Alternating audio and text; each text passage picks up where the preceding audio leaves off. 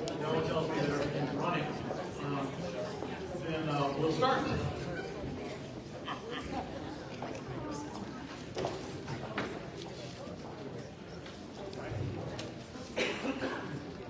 Hey, Amanda, can you switch the presentation? I'll do it. Then we'll.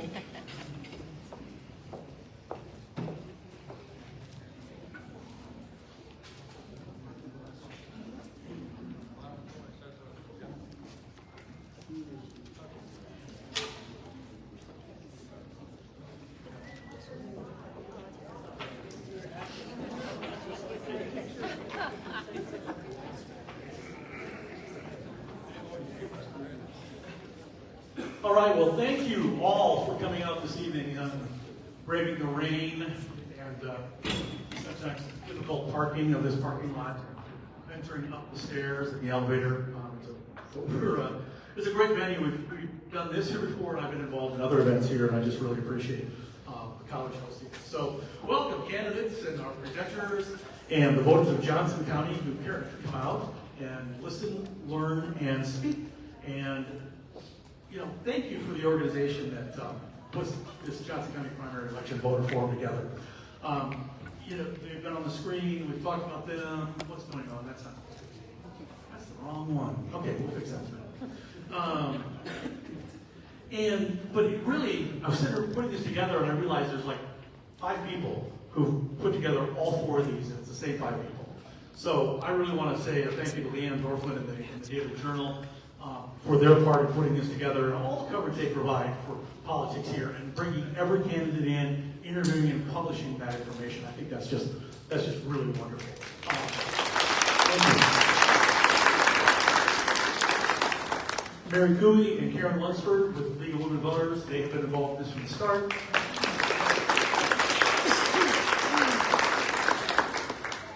Bonnie Freibush is our connection to Franklin College. Dr. Randy, and we appreciate that. And Amanda Ott, who is over there, hopefully going to the right presentation for me. My name is Jody Bellingham, and this is the 4th one of these that I've moderated, and I've never really had to moderate. I haven't had to break up any fights. We've never had to call security, and it's great. We've got about an equal split. I haven't seen the final totals of everyone's here, but when I'm going through these after looking names, pretty much an equal split between the parties, so that's great. And so that just brings people out, and it brings people together, which I think is something that we probably could use a little work on around the country. So we've got 31 candidates. I had 32 this afternoon, one of them back out. We have 31 who we've heard from. And this is a flip on the traditional candidate forum. When we first started talking about doing this, we said, how do we do things differently? What can we do different? How do we present issues that are important to voters, not what the candidates want to talk about? And so we said, if we say, here's 3 topics, back then we had 4, here's 3 topics that we want to address, bring in somebody with knowledge about that topic, just to address the issue, not a partisan presentation by any means, just here's what we know about this issue. Then let the candidates pick the issue they want to address, but they get 90 seconds.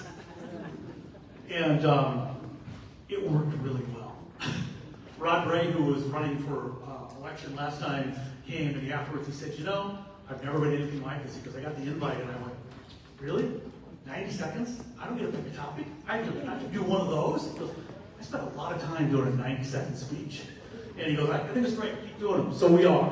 And we'll be doing one in the fall too, and just spread the word. Love the turnout tonight. Thank you so much for doing this. So we flipped it on the head. We flipped this on its head and said, hey, it's a voter forum. It's not a candidate forum. This is about voters. The voters are in charge. So you'll have the opportunity this evening to listen to the presentation, to hear the candidates, and then meet the candidates face to face.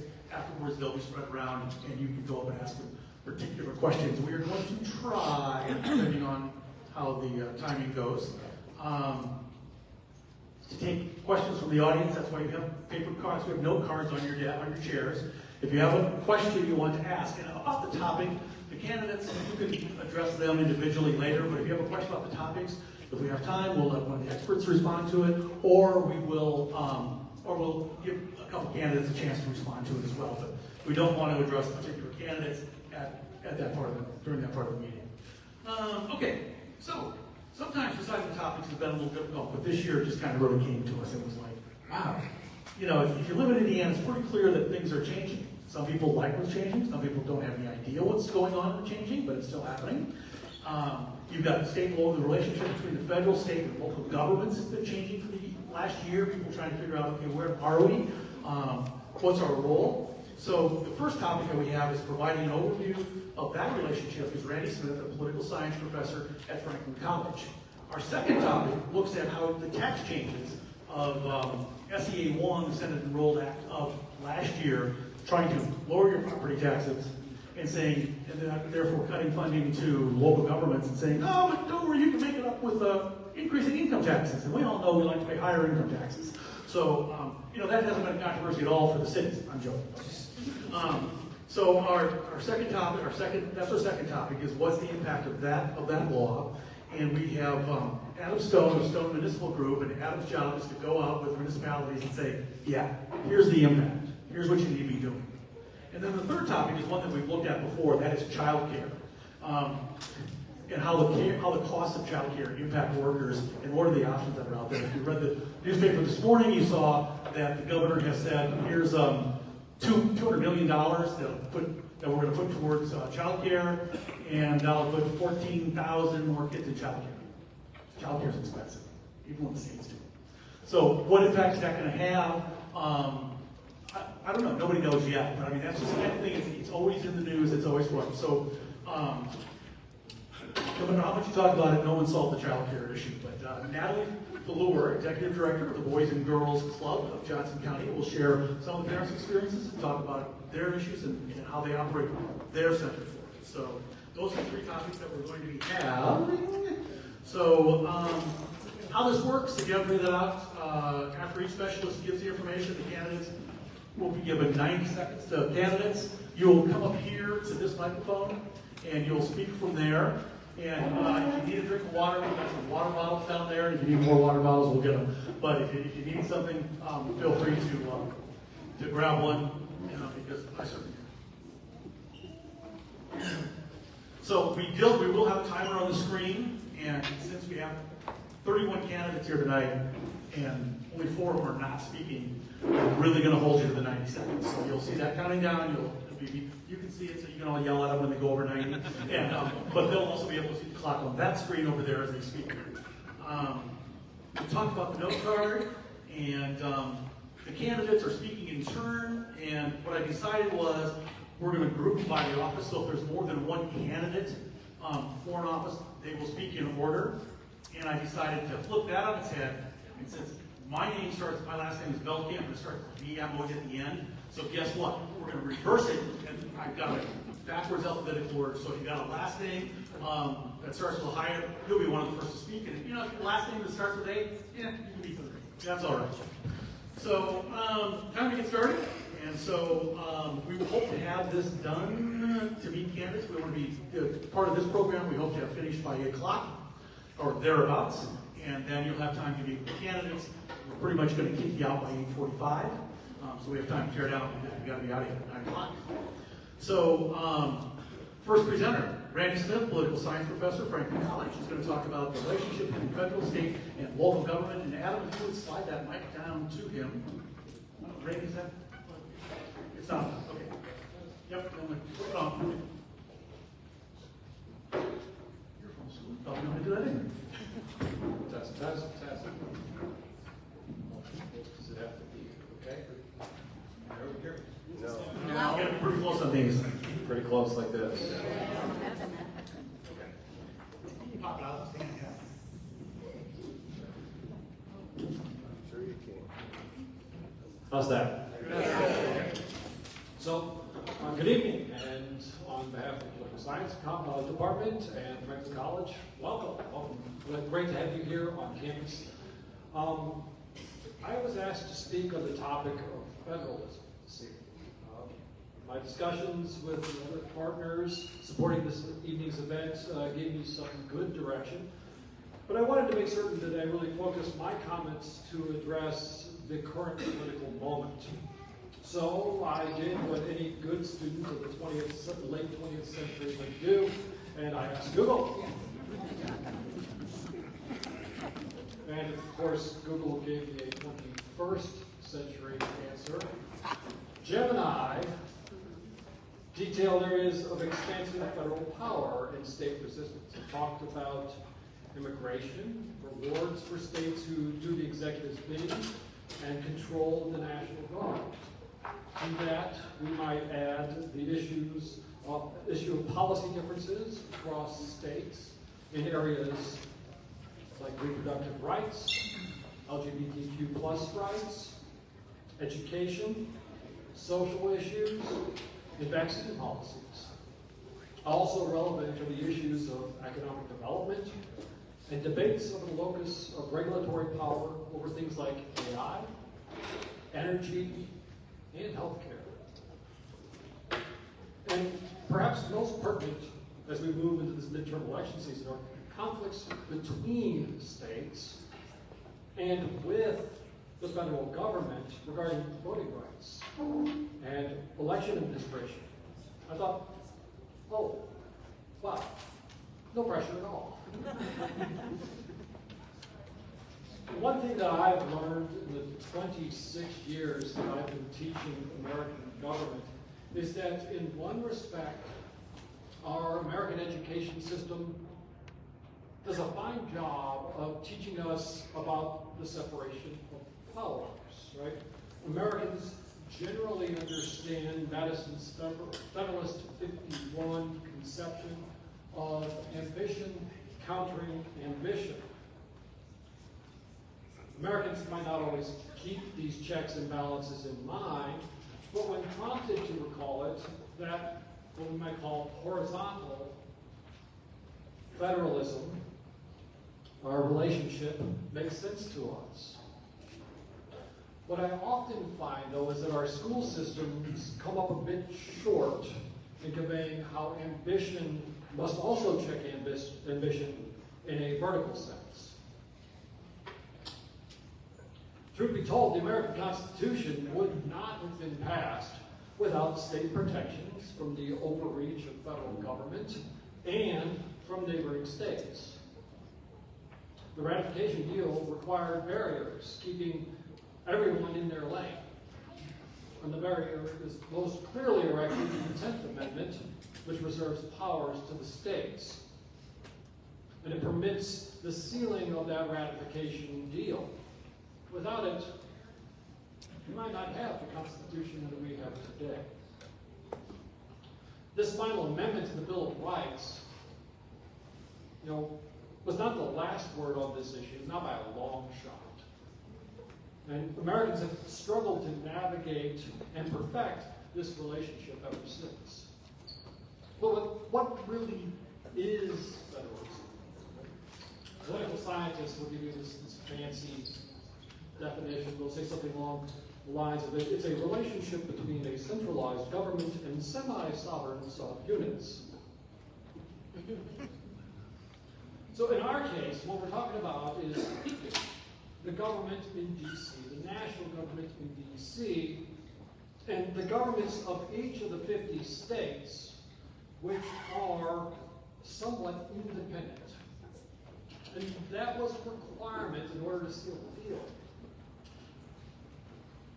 Of course, the U.S. Constitution takes precedence here, right? But even the supremacy clause of the Constitution permits states to work within some very broad guidelines. And those very broad guidelines allow states to grant more rights and design governance in a manner that best benefits the state. In our political dialogue, we often get lost in the myriad of different governments that federalism creates.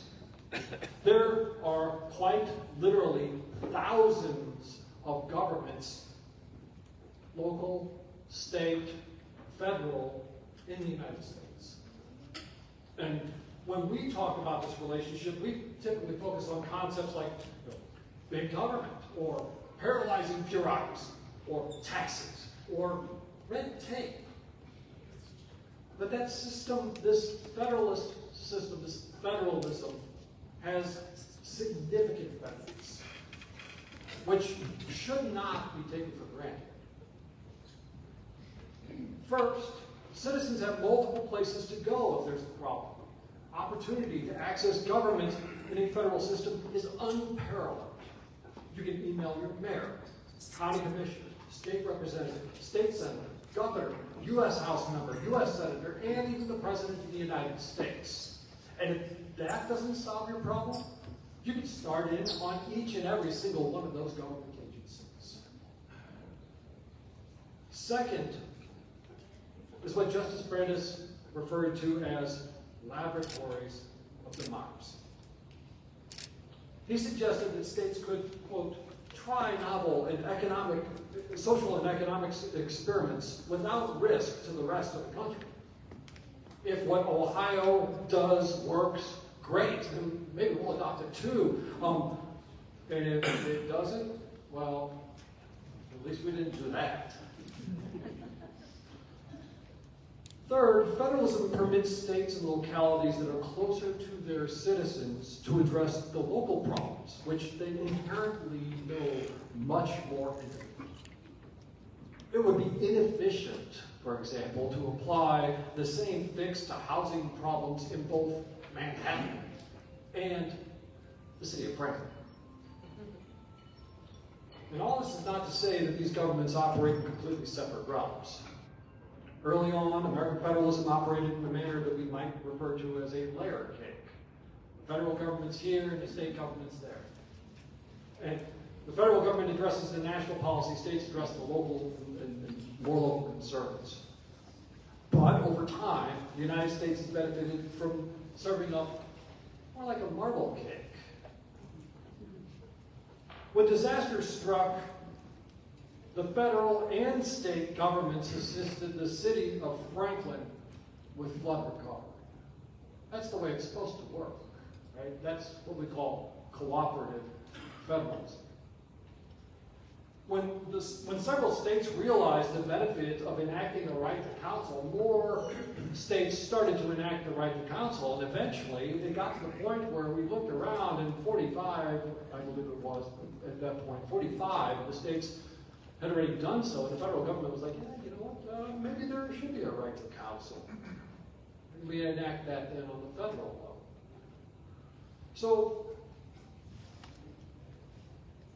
perhaps the greatest benefit of federalism is that it grants each of us multiple layers of government to protect our liberties, to protect equality, and to protect a voice in government. And really, that's the big takeaway from our founding fathers. We don't oftentimes think about things like liberty, equality, and voice when we talk about the founding fathers. But, really, that's the concern that's articulated in the Declaration of Independence. It's not just our liberty, but the founding fathers felt inequality. They weren't treated the same as the Brits overseas. They also obviously had a concern about lack of voice. No taxation without representation. That's lack of voice. So the colonists felt these three things. And over the subsequent centuries, we have clarified that this liberty and equal protection of the law extends beyond the privileged few who sat in Independence Hall that day. And that extension comes from learning some very hard lessons as the United States struggled for democracy. And that's my parting message tonight. My students will, no doubt, recognize it. Insert the reference to Greek Orchard page here. Federalism only works if we protect it. And the way we protect it is by continuing this struggle started by our founding fathers. We have to ask, not just for ourselves here in this room, not just for Hoosiers, but for the United States more broadly. What policies can we pursue that enable political liberty, protect political equality, and increase popular sovereignty? How do we, as individuals, cast ballots that take up the flag raised by the founding fathers, torn through hard-fought battles, and mended to protect our liberties, to protect equality, and protect a voice in government. Thank you. Thank you, Randy. All right, I'm going to call three up at a time, and then we'll just keep people waiting so we can move through faster. Cynthia Worth, David Boyd, and Sarah Brown, if you would come up.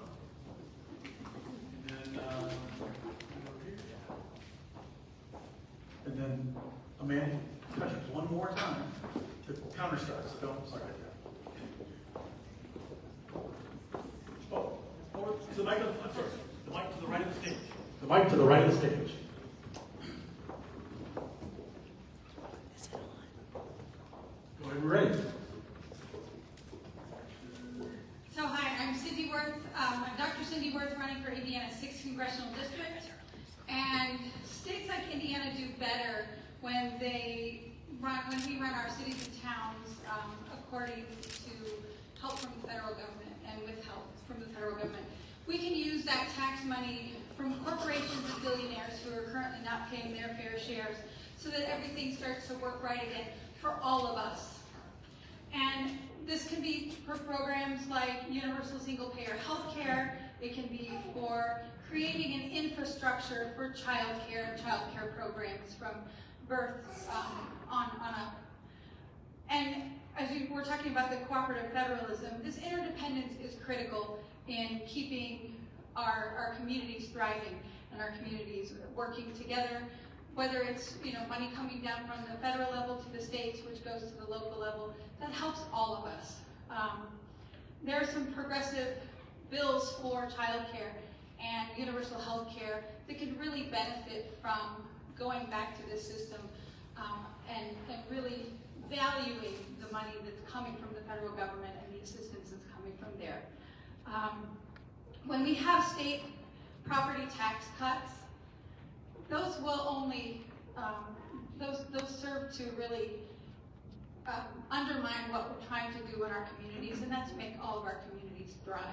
So again, I'm Dr. Cindy Worth, running for Indiana's 6th Congressional District. How about that?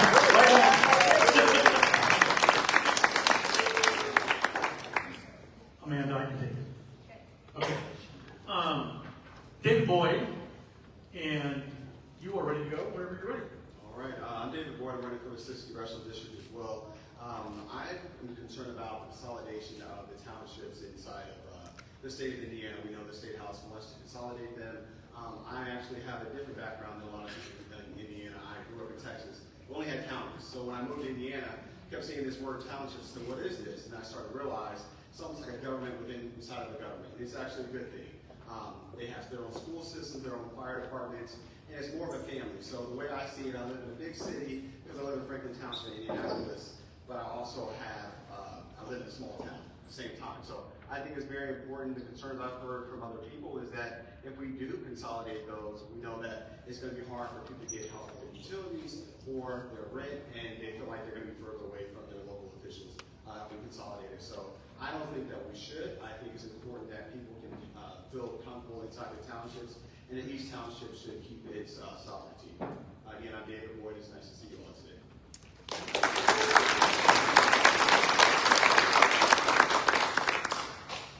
Sarah, and then hang on. Sarah, and then Nick, and then Greg Walker. So if you guys want to come up and get on, you can do that. And Sarah, you can start when you're ready. I'm Sarah Janice Brown, and I'm running as a Republican in the District 6. I appreciate you all coming here because you're the ones who decide the future for the next generation. So this is a big deal. You're the ones who showed up. I'm here because I believe that the federal government, the state government, and our local government should serve the people. We are representatives of you. I first got involved in politics 16 years ago when the police showed up at my door and said, "You can't have goats." And I said, "What do you mean I can't have goats? Show me the law." The police officer showed me the law. It said no horses, cows, pigs, chickens, bees, and rabbits. And I said, I don't see goats on this list. And they said, well, the town council agrees that you can't have goats because they're implied. And I'm like, well, I really need the milk for my children. They're allergic to the milk from the grocery store. And so I ended up taking the town to court. And the judge said to me, when I took the town of Fort Mill, Indiana to court, that goats are not on the list, and if Fortville wants to say no goats, they need to change the law. At that point, people began to say, you need to run for town council. I ran, I won, and then I began going to the state house, and people began saying, you need to run for state or federal, because the people need to be represented by people who understand. I'm a grandma of 7, I'm a mom of 15, farmer, educator, Hoosier, and I will represent you. Thank you all, candidates, for staying on time. Really appreciate that. Nick Baker.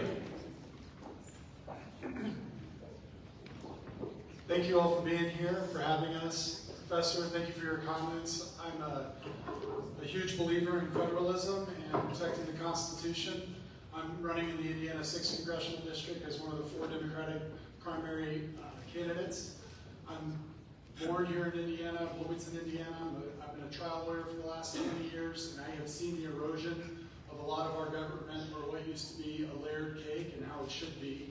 I'm a small government Democrat, one that would like to see the federal dollars that go to Washington come back to these communities in the 11 counties throughout the 6th Congressional District, because these towns like Franklin and the Connorsvilles and Richmonds and Rushvilles and Shelbyvilles and Greenfields, they would all just thrive if they could get a little bit more of their own federal dollars back into their local coffers.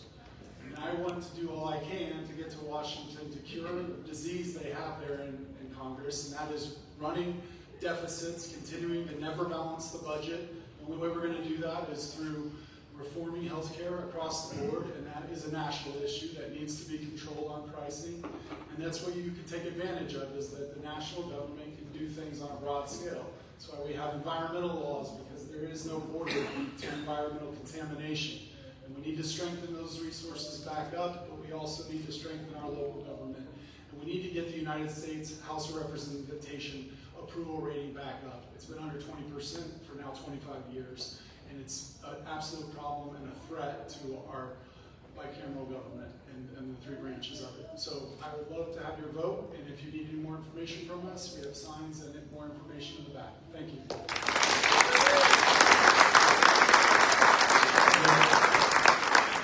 Senator Greg Walker is next. He's a little taller than I thought he was. I'm Greg Walker, and I represent you if you live in Franklin, Johnson County, parts of it, in the Indiana State House. I've been there for 5 terms. I was talked into running 20 years ago, and I have learned a lot along the way. My wife became ill and died at 23, late of 23, and I was kind of sick of the game. Said I was not running again, and then I saw the state of the nation focusing their attention on Indiana. And I saw how we were having pressure, cajoled, threatened to abide by Washington politics and bring that to Indiana. Indiana's not perfect in terms of the General Assembly. I've been there, I can tell you it's not. But I will tell you this. Anything we can do to prevent the spirit of lack of cooperation, of attacks, vitriol, and politics as usual, if we can keep that out of Indiana, that's better for all of us, Republicans, Democrats, etc. I was willing to challenge the Oval Office, and now I'm being somewhat attacked for it. There's a lot of money being spent. You've seen the ads. I think you're nodding your head yes. I'm not running against the Democrats in May. I'm running against Washington. And I ask for your support to be reelected to the United States Senate. Thank you very much.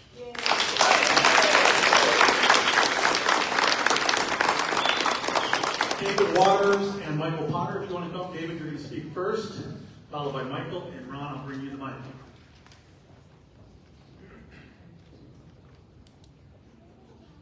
Hello, I'm David Waters. I'm running for state representative for District 60.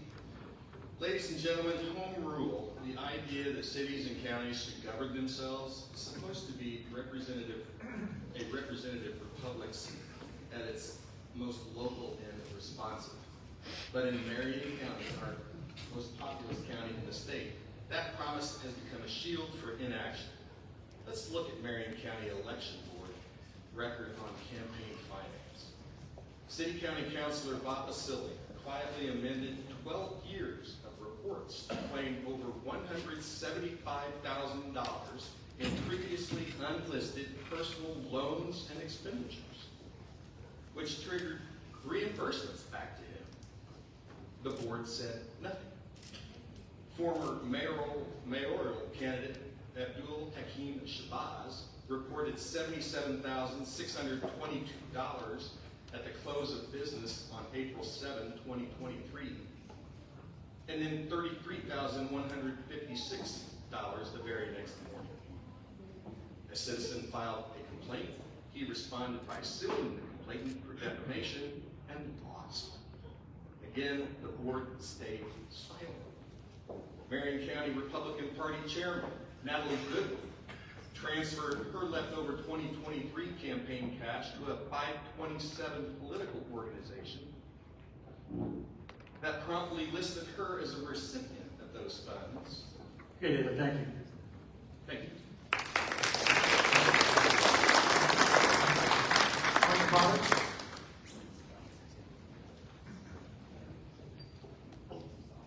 He's going to need to slide the whole thing down here. Hello, everyone. I am Michael Potter. I am running for House District 47, which includes the southern portion of Johnson County and the western portion of Shelby County. Thank you all for coming out tonight. Like they said in the intro, this is a voter forum, not a candidate forum. And these folks bring some great topics that voters are concerned about, as well as I am. I'm here to listen to the voters. We've seen at the State House them try to push through redistricting. They've tried to bully their way to environmental deregulation. And I am an environmental scientist. I've been an environmental scientist and geologist for 25 years. And to rank at the bottom of the country for environmental protection is embarrassing. Important topics for me, besides the environment, which I look through everything I do through the lens of environmental protection. I mean, why wouldn't we? It's the planet we live on. It means everything to us. Healthcare is also important. We need to do something about the rising and uncontrollable cost of corporate healthcare. 2, childcare. The GOP obviously sees that there's an issue. Too little, too late. We need to do something about childcare across the board. Number 3 is affordability. We need to come up with better paying jobs or a way to lower costs for everyday Hoosiers. My name is Michael Potter. I'm running as a Democrat for the Indiana House of Representatives, District 47. And I ask you to give me some time during this season to talk to you. Thank you.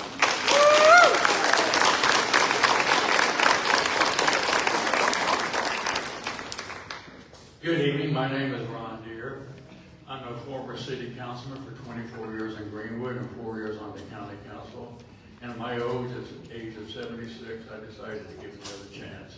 My legs don't give it a chance, but I do. I learned a long time ago that politics are local, and that starts with the city councilman or with their county councilman.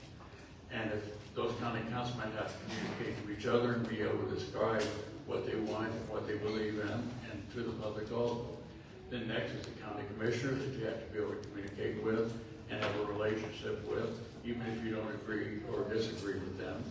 And of course, the next is the fire departments that are within the county, and the library that's within the county that you can communicate with all of them. And I have done that in my past 4 years. And of course, the state legislators, reaching out to them. And then I don't typically end up with a lot of federal issues because, all politics is local, and that's trash and sewer, not the glamorous thing. But my name is Ron Deere, and I appreciate support if you live in Franklin, Whiteland, or the southern part of Greenwood.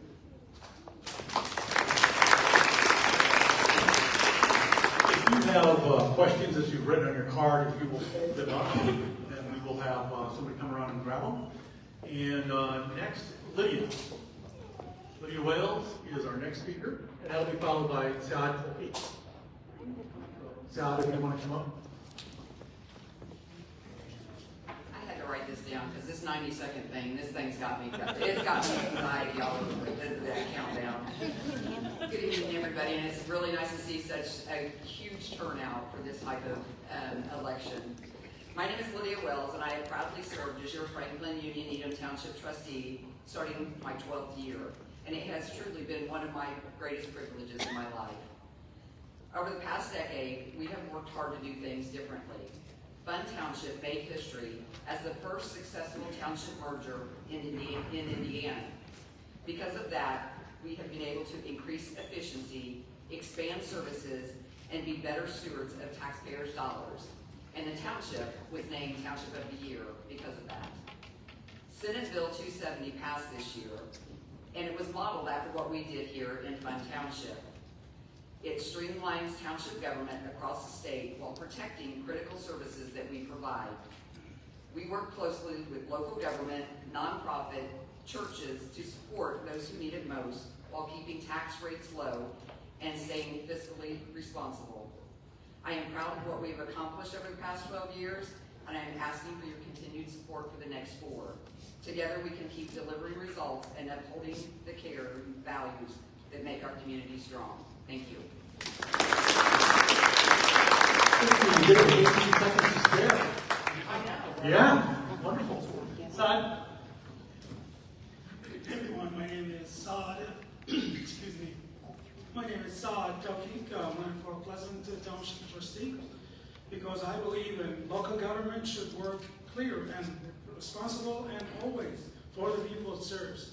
Township government is a close level of government to our residents. While federal and state leader creating programs are low, it is the township that ensures service actually reach families, seniors, and community who help the most. Right now, many Pleasant Township families are feeling real pressure. Property tax are raising, child care costs are challenging working families, and many seniors are concerned about living on fixed incomes. Residents deserve to know their tax dollars are being spent responsibly. My commitment is simple to my community. Every decision I make, I will put Pleasant Township resident first. And as a trustee, I will focus on protecting taxpayer dollars and strengthening township services and making sure help is there when people need it, with the transparency and accountability and common sense leadership. So I'm asking for your trust and your support and your vote. Thank you, Saad Tawfiq, for a Pleasant Township trustee. All right, we're going to our first topic. Thank you. The question we got is really directed to the candidate, and so we're going to say that you can ask him afterwards.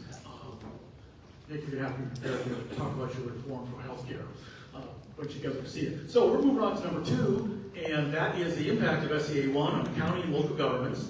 And as I introduced before, our presenter is Adam Stone, Stone Municipal Group. Adam, go ahead. Yeah, thank you.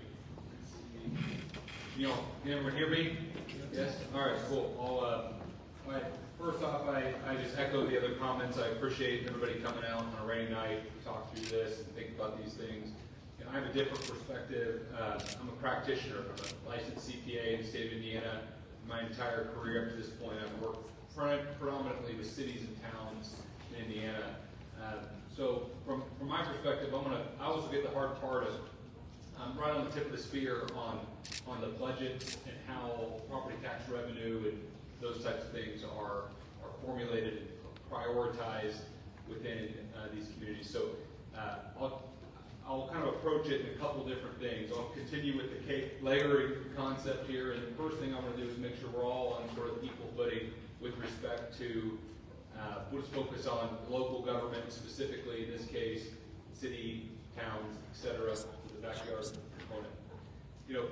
Predominantly, I would say on average, about 90% of the general operating revenues almost across the board, are made up of one of two sources. They're either property tax revenue, both real property and business personal property, or local income taxes today. If you look across the averages, that's about what's funding most general funds across the units of government in Indiana, local units of government. Really the wild part to that is, if you look at property tax, it historically was the #1 revenue source for most communities. It has been under a multi-decade trend of caps and reductions by the Indiana State Legislature, dating back all the way to property tax cap legislation, and then there were maximum levy, growth controls as well, and spending, those types of things. So that revenue source has been capped and restricted before the 2025 legislation multiple times. And communities have tried to react to that and respond to that. And as a quick overview there, the cap protection is 1% for residential homestead, 1% of the gross assessed valuation, 2% for non-residential or farm, and then 3% for everything else. Across Indiana, on average, a little over $2 or 2% is about the average tax rate effectively across the board. So most communities were somewhere in between that. Well, fast forward to the spending side, and as we get into 2025 legislation, the challenge is while those revenue sources were capped, the expenses and the needs of that community certainly were not. Like a prime example I always give is, if you got invoiced for your fire burning down, your house burning down by the fire department, nobody could pay that bill. I mean, that would be the cost per fire effectively is astronomical. Same thing, like we all pay taxes into our local school district, and we may or may not even have students in that school. That's like 70% of the property tax bill right there. So there's things like that where the structure itself is sort of decoupled. The technical term is it's a non-exchange type transaction. It's not. The communities can't charge always exactly for what the cost of service is. They have to share it across the tax base, and that creates some challenges. And I just wanted to set that as we get into then the specific adjustments that happened in 25, and I'll touch on 26 as well. So, enter in Senate Enrolled Act 1 for 2025. It's an expansive bill. It's almost 350 pages, covers a lot of sections. I'll summarize it in that it really effectively does two things. One is it dramatically changes and alters the real property deductions and credits, specifically for homestead and non-homestead properties. So my guess is the majority of you are homeowners and claim homestead on your property. Well, the bill is very good in that respect, as it essentially doubles the amount of deductions that you get from gross assessed valuation between now and 2031. It's phased in. It rotates out the existing homestead and it replaces it and expands it. But I'll save all the technical for the simple fact that by 2031, if you held your assessed value flat, your taxable assessed value would be about half as much as it was in 2025. Okay? It also expands and creates a deduction for non-residential, non-homestead residential, which was new. That works out to be about a third reduction in its gross assessed value by 2030. Again, phased in over time, starting this year. It adds a new homestead tax credit. So it's tax day, so I can use deductions and credits. Reminder to file. Here's your accountant's friend thing. You want credits beat deductions, right? So on the homestead side, you get a new credit on your property tax bill starting this year as well. And it works out to be the lesser of 10% or $300 per year. So if you have a $2,000 annual property tax bill, all in, net to you, you get $200 off, 10%. If you have a $4,000 property tax bill, you get $300 off. Okay? And that goes into effect immediately, fully phased in this year. So that is really the first, and we switch to impacts. That's really the first impact that cities and towns and communities are dealing with this year is that they're realizing and recognizing 100% of that new credit, which works out to be effectively about a 10%, 10% savings to you, and they're basically reducing their revenues portion. Okay, so they're working through that. The other change, and I'll go a little faster on this one, local income tax got completely overhauled statewide as well. It's moving from its current distribution. It's actually not placed. It's all withheld based on where folks live, but it's actually changing to where right now, instead of being distributed on a county pool, it's moving more towards a home rule, place-based structure. So some changes there, pretty profound. In short, on the local income tax perspective, assuming communities all in the future take action to replace that, that's a choice. It's about 50-50. I don't have the exact split, but just in working this and seeing the numbers and working with communities on it, it's about 1 out of 2 or 50-50. There's some communities that fare better in the future.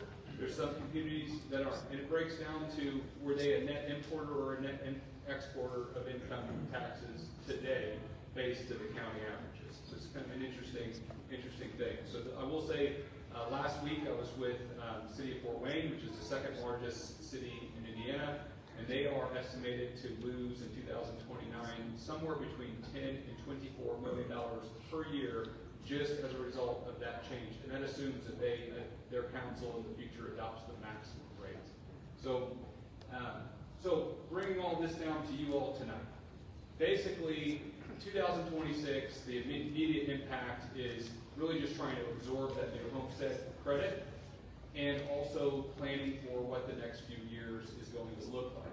The challenge with all this is at the same time, cities and towns buy gas too. They have,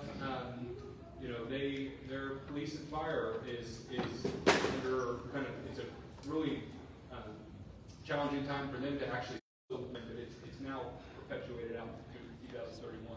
So it makes budgeting really important. It makes prioritization really important. It makes all the new candidates and these offices much more important. So what I would leave you with before my time runs out is we've got this forecast where we have deferring maintenance, potholes, right? I hit one on the way here, okay? And I work in this area, and I'm like, come on, guys, So you have growing public safety costs, specifically labor costs on that, with their pension and retention and recruitment, et cetera. You have a situation where these communities have to continue to try to grow. They have to create economic opportunity for their residents, especially in the local income tax model.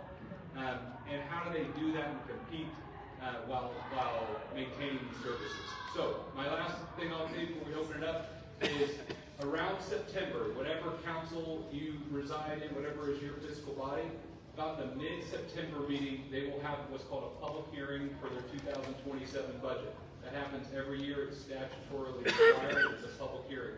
If you have never participated in one of those, I would encourage you, put it on your calendar right now to try to go. They have to notice that as well. And it's usually around the mid-September, whatever their regular schedule is. It's a great way to see it in real life. They'll be discussing it. You'll hear all the departments, what they're asking for. You'll be able to see directly how your local decision makers are making decisions on these topics, on the funding, and they'll specifically probably be talking about some of these dynamics. So I hope that helps, and I hope for any of the meetings in the fall that I'm in on budget, I would love to see the room this packed.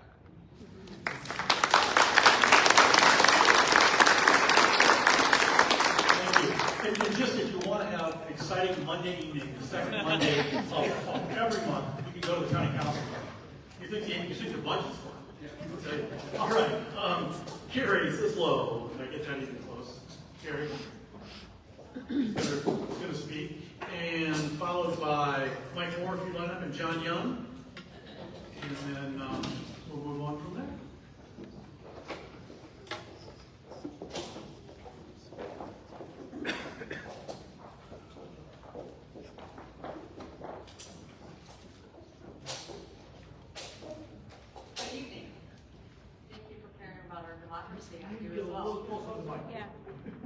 Hello, good evening. I am Carrie Sichello. My last name I need to buy a vowel. But it's like says with the T silent and the instrument cello. I am a 25-year resident of rural Morgan County, and I'm kind of rural to my bones. I grew up in Shelbyville, Indiana. I am a local business owner. I own a business in Monrovia. I own a business in Cloverdale and in Martinsville. I am passionate about humanity, and I'm passionate about dogs, and I'm passionate about coffee. So that kind of sums up my business. But I'm here to be a voice for all people, and I believe that Hoosiers deserve good things, and I especially believe that rural Hoosiers deserve good things. So I stand for a moratorium for data centers and small modular reactors for the state of Indiana, and I stand for no elected officials having the ability to sign a non-disclosure. When elected officials sign a non-disclosure, they are no longer working for their constituents. They are then working for the big corporation, and I am here to work for you and to serve you and to be your voice. I am concerned about our healthcare accessibility and the price of our healthcare. And the reason I'm concerned about that is because our oldest daughter is getting ready to practice rural healthcare as an OB-GYN. Carrie. So that sums me up. But I am Carrie Sichello. Please visit Carrie Cares HD60. I will be your voice, and we do need a moratorium for data centers.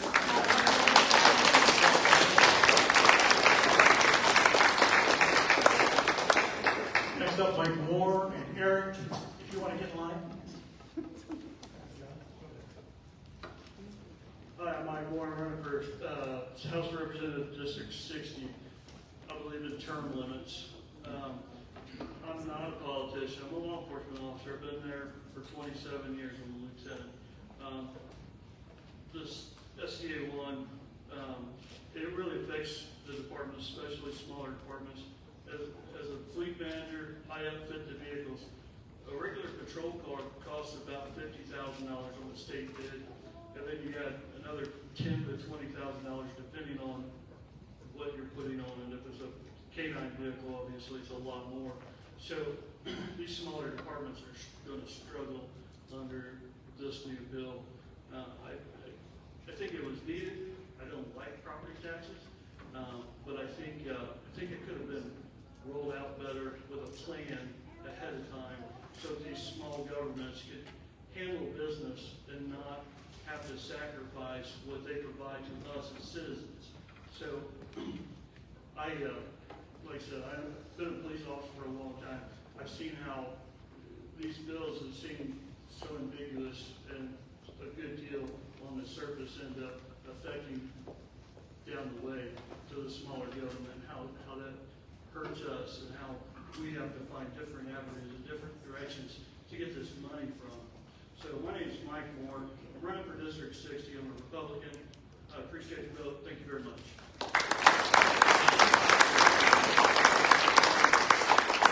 And up next is John Young. Good evening, everyone. My name is John Young. I'm running for District 58. That's better, hopefully. I want to thank Franklin College, thank the League of Women Voters and the Daily Journal for hosting this tonight and everybody that came out. I did serve in the legislature from 2016 to 2022 for District 47, which was this area of Franklin, Johnson County, and now running for 58, which is Whiteland and Greenwood. Regarding Senate Bill 1, everybody could agree that trying to lower taxes is absolutely a worthy cause. We don't want any more of that burden than we have to have. However, and it's what Professor Smith said earlier as well, we can't take for granted what government provides. And in summarizing what Mr. Stone tried to talk about, you could hear how complex the issue of property taxes are. Franklin Schools was the poster child for property tax caps under Mitch Daniels. So we don't know exactly where it's going to go, but it can't come at the sacrifice of the local services that everyone expects. You want to be able to call 911 and have the police or fire, come to your house quickly. So we have to monitor it, but push pushing it on the locals through the local income taxes, after a couple of years, we'll see whether or not municipalities survive and whether our taxes are ultimately lowered. Thank you. Eric Weingart is next. And Suzanne, you want to get in line, and followed by Rob Thomas. And then Michelle. Thank you for having me. My name is Eric Reingard. I am running for District 58 at the Indiana State House. I got involved because of the housing crisis. I got involved because we don't have an economy that works for everyone, that doesn't work for average people. It works for the very few. It works for corporate interests. It works for financial interests. The problem with our housing crisis is inextricably related to the property tax issue. We can spend a lot of time doing these deductions or these small tinkerings with the tax system, like Senate Bill 1 from 2025 does. I propose something a little more radical, but it's been done before. And on the topic of laboratories of democracies, this has been tried in Pennsylvania. Pennsylvania implemented what's known as a split rate property tax system. The issue we have with the current property tax system is that it punishes people for improving their property by building up or improving their house. Why do we tax that when we could only tax the land value? I support the split rate property tax because it separates the building value from the land value. If we exempt the building value, this incentivizes builders to build more homes, increases the housing supply, lowers the cost of housing and the cost of living. And because it's still a tax on land value, it is a sustainable public revenue source. We don't have to tax income. We don't have to tax workers. My website is called ReingardForIndiana.com. Please check it out to learn more about my policies. Thank you.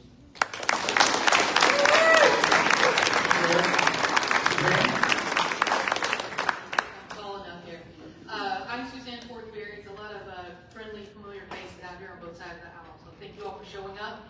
I'm running for House District 57, north side of Greenwood, right up next to Indianapolis into Morgan and Hendricks County.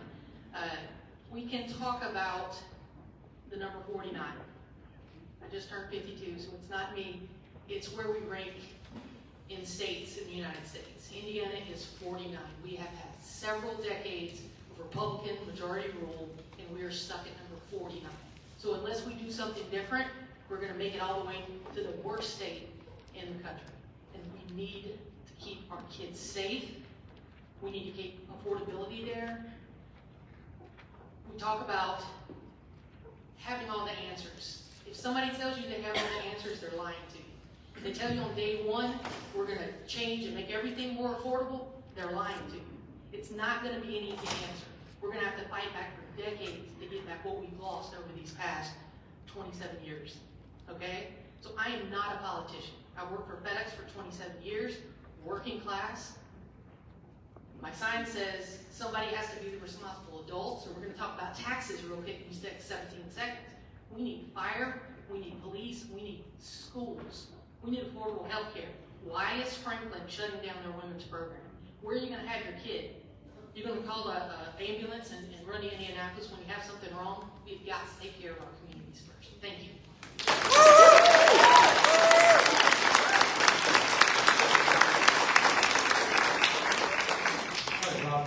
Rob Thomas. Awesome. All right, how right on the screen though? I'll go by Rob, it's all right. I am Ross Thomas. I'm going to be the Democratic candidate for State Senate in District 41.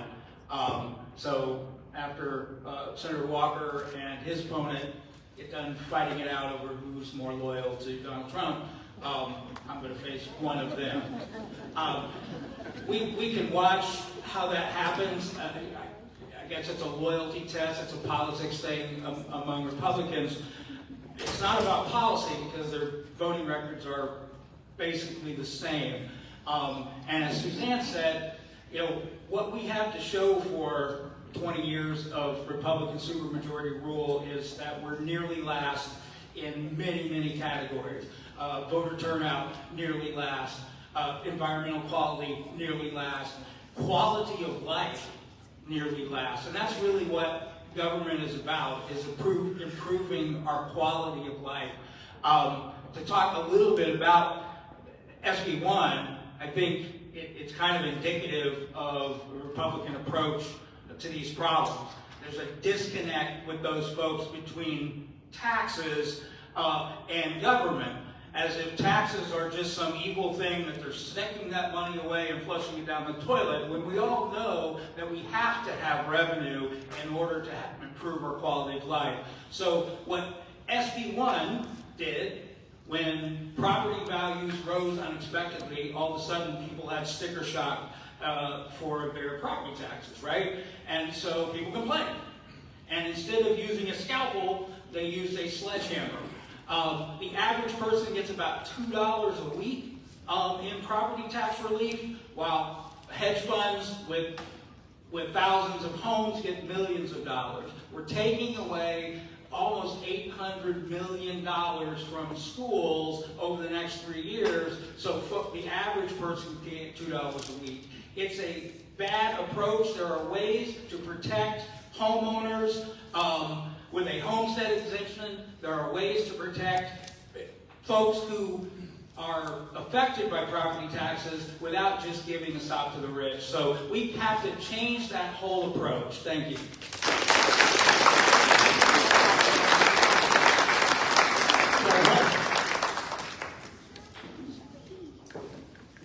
Good evening. This issue, the impact of Senate Enrolled Act 1 on our county and its ability to provide services, is the exact reason I decided to run for County Council District 4 this year. I believe county councilors should be informed and active during state sessions that impact at the local level. As a former firefighter and current staunch supporter of the library, I look forward to the opportunity to chart a new proactive course that will eventually eliminate the need to be reactive to decisions at the state level that negatively impact our community.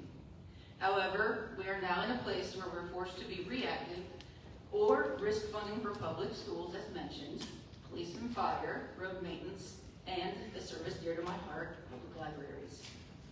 The best communities are safe and provide opportunities for enrichment for their residents. Prioritizing the funding of police and fire, excellent roads and trails, and a strong public library system will serve current residents, as well as attract entities for economic development, thus increasing local tax revenue and offsetting our loss in property tax income due to recent state legislation.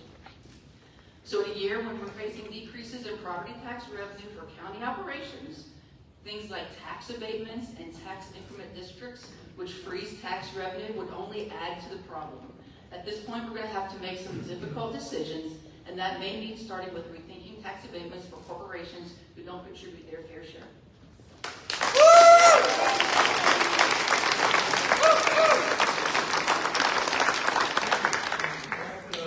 There the mic's on.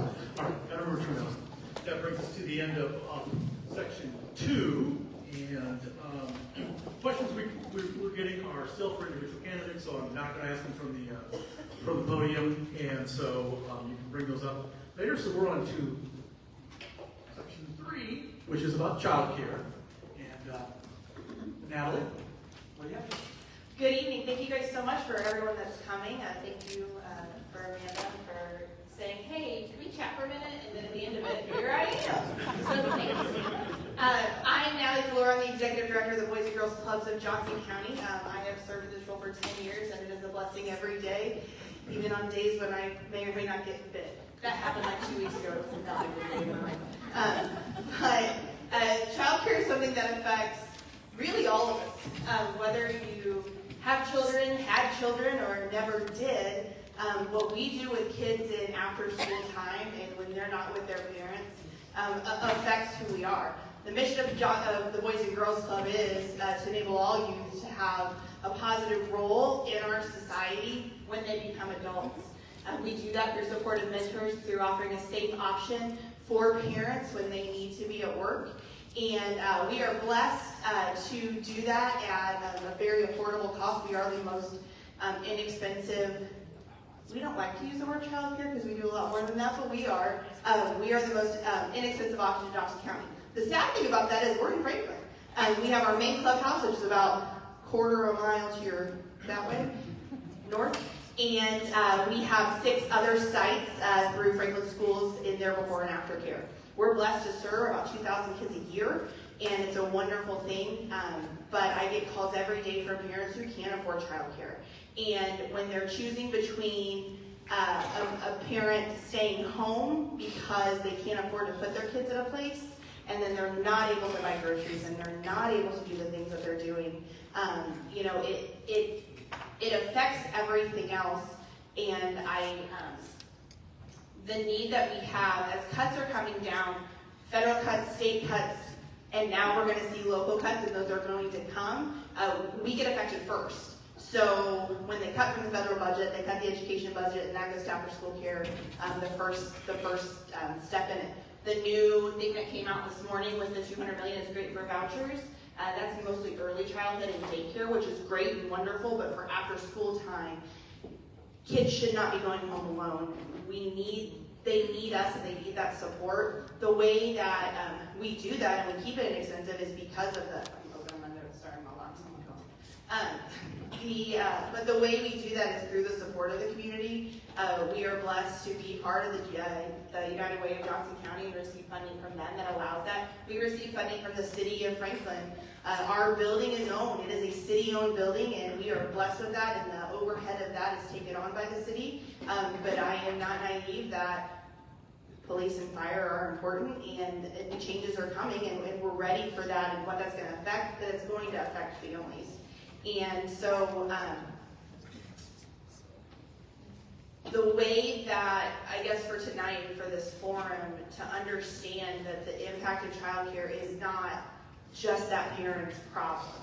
It's all of our problems. We all need to support our youngest because they're going to be us someday, right? I talked to someone earlier who I knew 20 years ago, and we thought we were kids then, and now like, oh wow, we're the adults now, and we have to think about these things, right, and how that affects. So I think the biggest thing, the biggest impact is just as the funding's coming through and the things are changing, how that affects our at-risk population of kids. All families deserve to have childcare that's affordable. We do a sliding scale. We help people that are in the lower income brackets that can't afford to put their kids in childcare. But I also argue, parents who are blessed and have a home and might have 2 working parents and are doing okay, it shouldn't be an insurmountable thing to put your kids in childcare. I talked to a mother not too long ago about opportunities like, when are you going to be in Greenwood? When are you going to be here? She pays for 3 kids after school. They're paying $3,000 a month. That's more than her mortgage. And they had the conversation. But they know the value, and they know what they need, and they know their kids need that. They also both need to work, and they shouldn't have to. They've worked hard to get to where they are in their careers, and they shouldn't have to pay that. So the support of local, state, and federal government to keep those costs low and to support entities like myself are what allow us to do those things.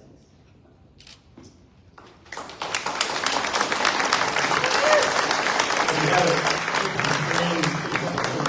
a cost of the real people stories, and if you looked at those, I think you're shocked. My daughter's 36, my son is 31.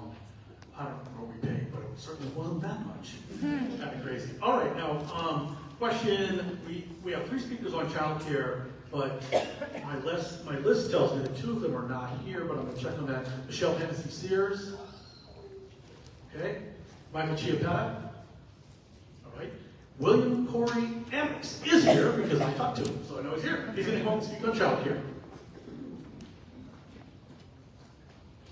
All right. Good evening, everybody. So childcare is one of the biggest economic challenges families in Indiana's 6th district is facing right now.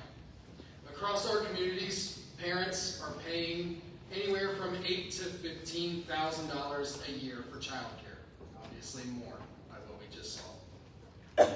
For many families, that's more than their mortgage or rent. And when childcare costs more than a paycheck, parents, especially mothers, are forced to leave the workforce. That's not just a family problem, That's an economic problem for our entire country. If elected to Congress, I will fight for a universal child care system that ensures every family can access safe, high-quality child care without going broke. My plan focuses on 3 things. First, we expand federal child care funding to help states create affordable child care options for before and after school programs so families pay no more than about 7% of their income. Second, we invest in the child care workforce. Child care workers are some of the most important professionals in our economy, yet many are underpaid. We need better wages, training programs, and career paths so we can grow the workforce and open more child care centers. Third, we support local child care providers and small businesses with grants and tax incentives to expand child care availability in communities where child care deserts exist today. And the rest you can come talk to me about.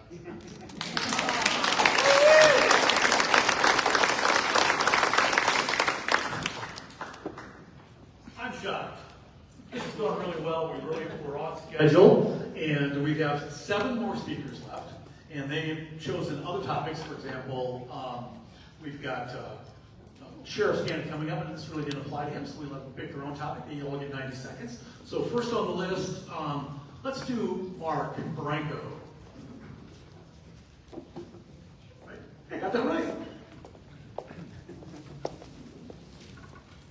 last-minute changes to the schedule. Thank you all for being here.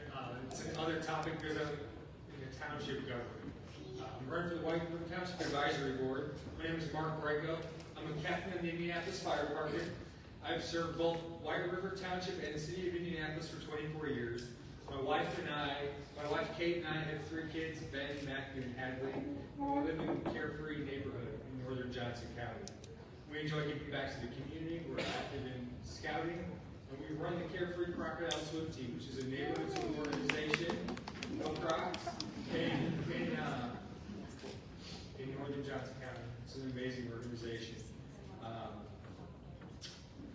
So I'm running for the White River Township Trustee Advisory Board. I'll bring a spirit of cooperation.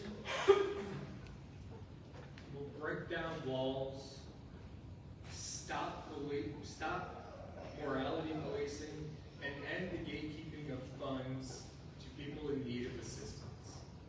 Johnson County has a bounty of aid associations, including the Bridges Alliance, Johnson County Senior Services, food pantries, and many more. We at the trustee's office should be assistance experts. Collaborating with these various organizations, we will prioritize giving assistance over paying for salaries.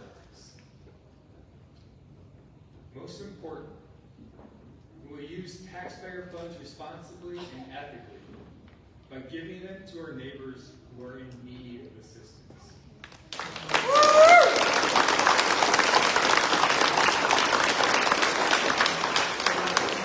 Next on the list is Rob Stiles for Indian House District 57. Is Rob here? He is not on my checklist. Okay. Brings up Greg Noble Knott. Gotta love that.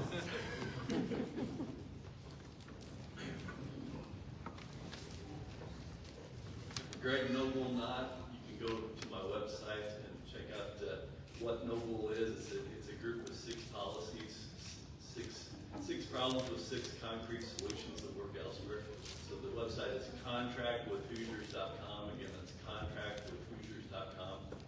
How many of you have had your electric bill rising the past year, 2 years? Yeah, quite a number. Yeah, we've actually had them raise $28 a month on average the past 2 years. That's the largest spike in 20 years. I had neighbors that had to move out of their house because they couldn't afford their electric bill. They moved in with their parents. Yeah, it's crazy. Why is this? Why have we gone from 4th most affordable on electricity to 28? Well, number one, the legislature's passed a couple of really bad laws.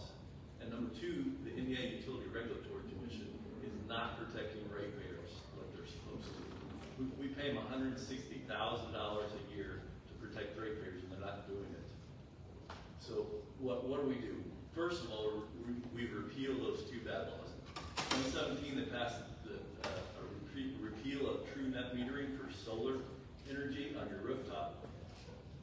In 2025, they passed a law that basically mandated coal power plants stay in use longer, which they're more expensive and they're less reliable and they're dirty. So, thank you.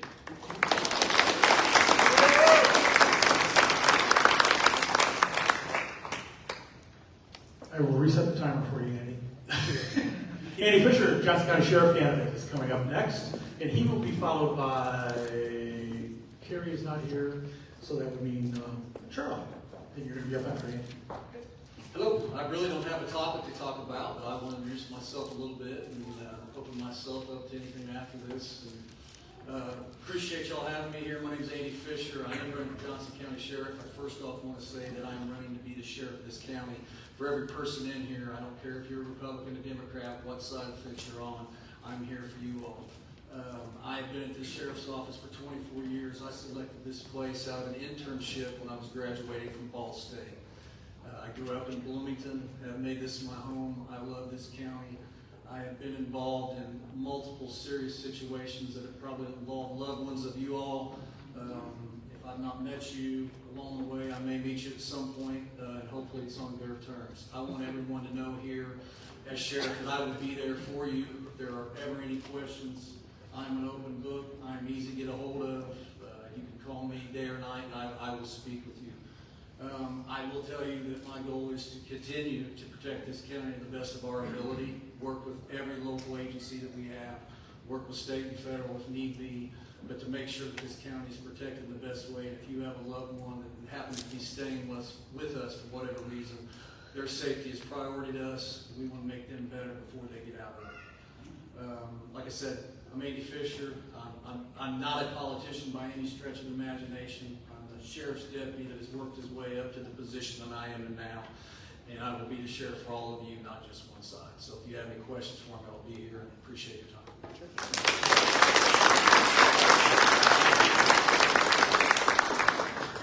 Charlie is next. Good evening. My name is Charlotte Ansbach, and I'm proud to be running for the White River Township trustee. I bring over 20 years of experience as a dental hygienist treating a diverse population. I have strong skills in organization, communication, problem solving, and compassionate care. My education at Indiana University School of Dentistry gave me a solid foundation in science, ethics, and public health. Like many of you, our community in Johnson County isn't just where we live, it's home. It's where we raise our family, build relationships, and look out for our neighbors. I'm running because I believe our local government should be responsive, responsible, and rooted in the needs of the people it serves. The trustee's office plays a critical role, whether it's providing essential assistance to families, supporting senior citizens, or ensuring our township services are strong and reliable. I'm at a place in my life where I can dedicate my time and skills to the community and give back in a meaningful way. I am prepared to bring a practical, people-focused approach to the trustee's office, working to ensure that assistance is accessible, resources are managed wisely, and struggling residents are treated with dignity and respect. I believe in listening first and making decisions that are thoughtful, transparent, and fiscally responsible. This isn't about politics for me, it's about service. I want to make sure that every resident knows where to turn when they need help, so our township is a place where people feel supported, safe, and proud to live. This is our community, and I've invested in doing the work for White River Township. All right, we are down to two speakers, and we have Judge Peter Nugent and Judge Marla Clark, and Judge Nugent will be first.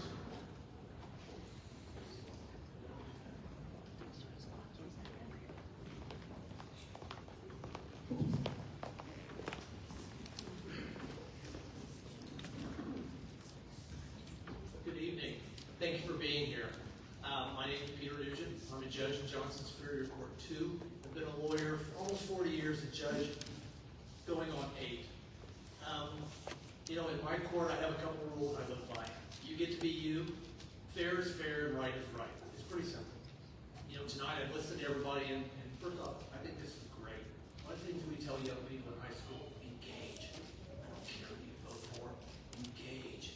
Know what you're doing, do your homework, and go with the way you think it should be. It's so important nowadays. Let's talk about what's good, because we talk about what's bad. We live in a country where you call 911 and they come to your house. EMS, fire, police. They don't ask if you have a checkbook. They don't ask if you voted for in the last election. They take care of your problem. We have a court system we're proud of. You come to court, and whatever issue you have gets heard. You may not like your soul, but it gets heard and it gets weighed. Judges, we're referees. We're like umpires in a baseball game. We call balls and strikes. Our community, what I love about being down here, we communicate. And guess what else? We compromise. We compromise. I go into a council meeting, I don't get my way every time, but we can sit and talk and figure something out. Sometimes I win, sometimes I lose, but we compromise. This is a great place to live. We live in a great county, and we can make it better. But let's think about the things we've got that are great here, because there's a lot of them. We're very, very lucky and blessed. Thank you very much.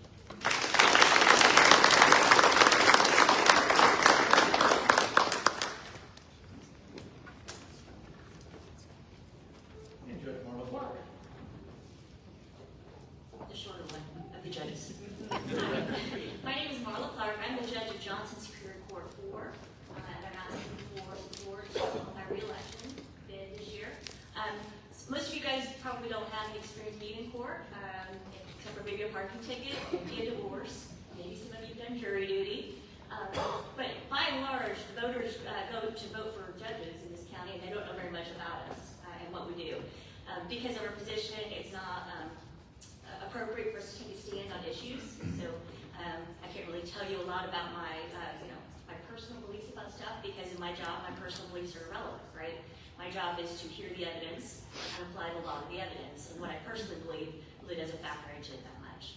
But as I said, since most of you don't know too much about the courts, I just want to explain a little bit about our court system. In Johnson County, we've chosen to specialize, and we've done that to create efficiencies for the taxpayers and for the customers, right? So if I'm only doing a certain kind of case, I can do it very well, very quickly, and handle a lot of cases. Right now, the statistics are that we have 7 judicial officers, and we have a work for about 8.5 of us. So it's really important that we create those efficiencies when we get the chance to. So I do simple cases, so divorces and jury trial issues, like car accidents, dog bites, if I'm your neighbor or fence, you'll come to me. And if you get in trouble and Sheriff Fisher has to arrest you and bring you to court, you'll see one of my colleagues, not me. I'm from White River Township. I live here in Franklin. I have 4 grown kids that I adore, and I would love to have your support. Thank you very much.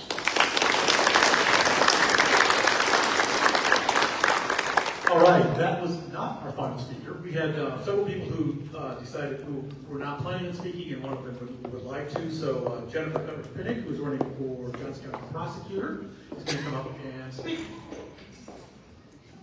Good evening, everyone. My name is Jennifer Pinnick. I am a 3rd generation Johnson County resident. I'm born and raised here. I'm married. I have 3 daughters. Over the past 23 years, I've had the privilege of serving Johnson County as a deputy prosecuting attorney. I'm sorry, I'm not that tall. My current role in the prosecutor's office, I'm the assistant chief deputy, and I'm running to be your Johnson County prosecutor. And I am running unopposed in the primary, so I'm running for that nomination. Thank you. There's many priorities. My first priority as a prosecutor is protecting people. Everyone in Johnson County deserves to feel safe in their homes, in their workplaces, and in their schools. I will, and I currently do, aggressively prosecute violent offenders, sex offenders, drug dealers, and our repeat offenders who threaten our peace. I will support law enforcement. I am proud to stand with my friends who wear the badge. And they deserve a prosecutor who has their backs. That does not always mean we always agree, but just that we support and are there to listen and have open dialogue and some transparency between departments. I will be a leader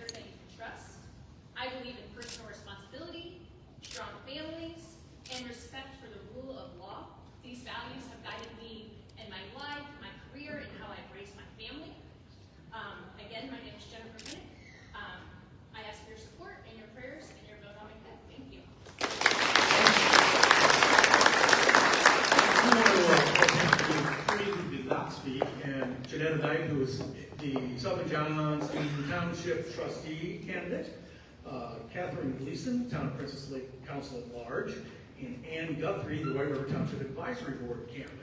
So we're going to split around the room, and we're going to, if you're running, people running for U.S. Representative, 6th District, please go to there. Or federal and state candidates are Indiana State House and Senate candidates will be over there. We're going to put county candidates over there and town and township candidates over there. Please